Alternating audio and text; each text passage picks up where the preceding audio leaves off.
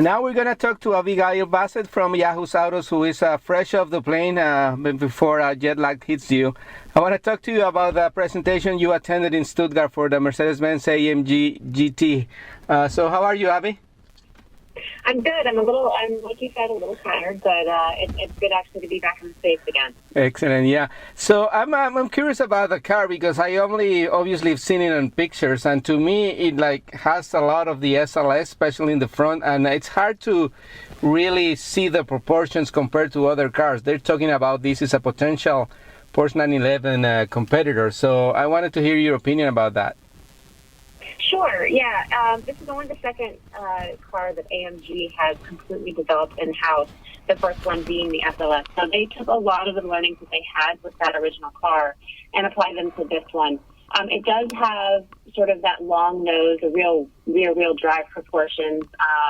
It does have some similar lines to the SLS, but it actually in person looks a lot better than it does in photographs. It seems that photographs sort of stretch out that nose part a little bit more and diminish some of the nice detail lines along the shoulder lines and hip lines that make it really stand out in just a really good-looking car. Yeah, that's also something that happens very often. I mean, it's happened to me in recent years first with the Corvette when I saw it actually in person on a stage in Detroit and then on the road. It really changes your perspective of the car.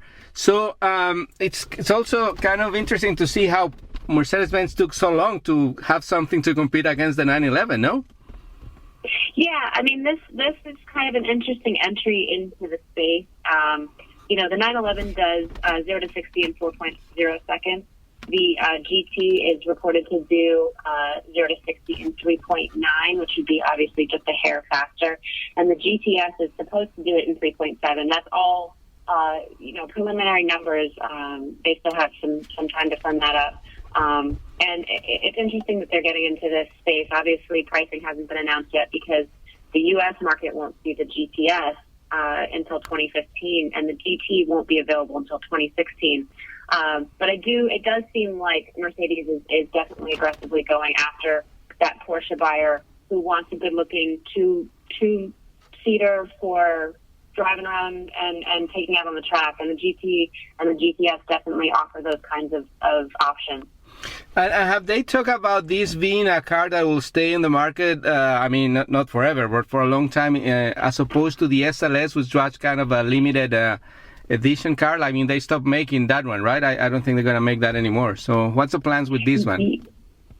Yeah, that's right. They're stopping production on the SLS and launching production. They're doing it in their AMG factories in Alpha-Bach, which is actually where the presentation took place. And they actually just started production on those engines. And it's actually kind of a unique engine for Mercedes. It's what's called a hot inner V, which essentially means that the turbos are located inside the manifold. Inside the cylinder bank, yeah. Rather than outside, making the engine smaller and more efficient. So you're getting a lot more power off those turbochargers, which is also kind of an interesting thing. But it does seem like they're really going sort of aggressively after the sports car market, and we'll see. I mean, it's going to depend on how well these cars sell. And given some of the feedback that I've read online and seen and heard some of my colleagues talk about, people really like the way this looks. It's aggressive. It's definitely very much in line with the new styling that Mercedes-Benz has rolled out over the last 2 years. And it just continues sort of their dominance in that space for sort of their very high-level cars. Yeah, and I guess this was a presentation just to see the car. I have attended some of those, which are kind of frustrating because you just see the car and you don't get to drive it, right? Were you able to drive it this time? Yeah, no, not this time.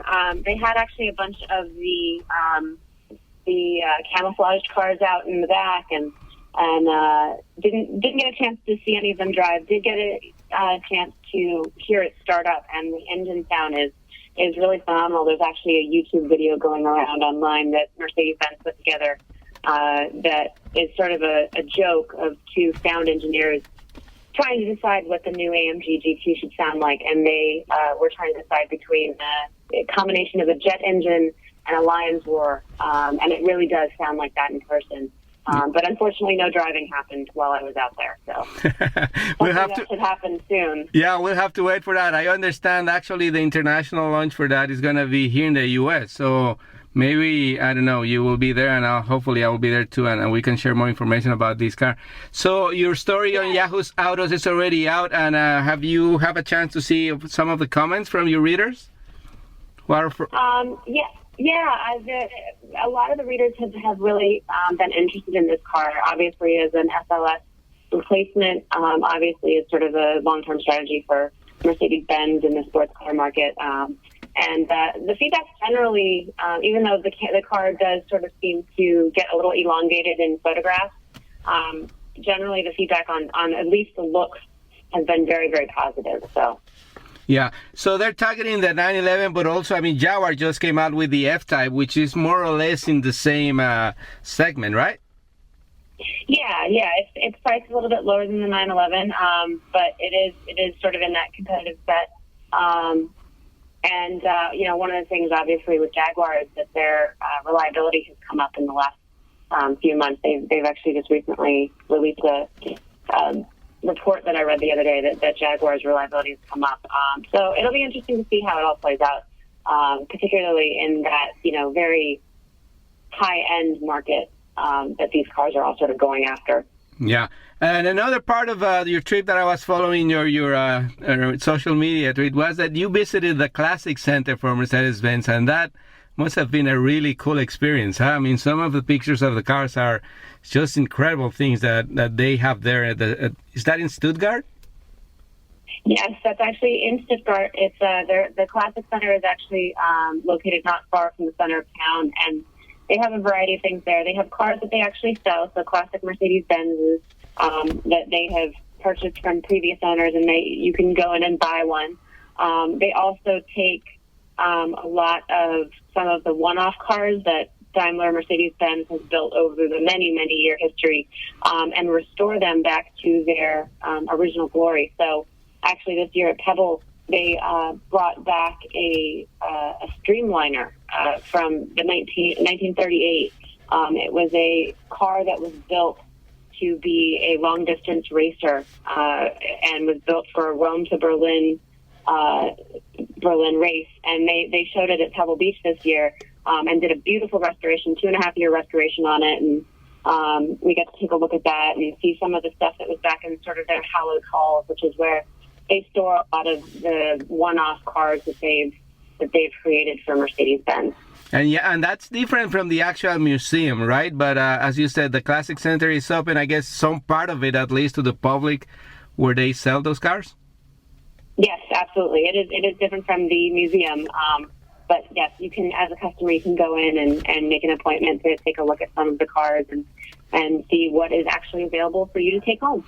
Well, you have to take a lot of money to do that, I guess, right? Yeah, absolutely. Yeah. Well, Abigail Bassett from Yahoo's Autos, thank you very much again for your time, especially after just getting off the plane from Germany. So I really appreciate that, your time, and obviously the information you share with our audience.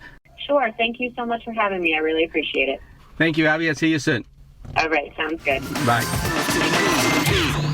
Este programa fue una producción de National Latino Broadcasting.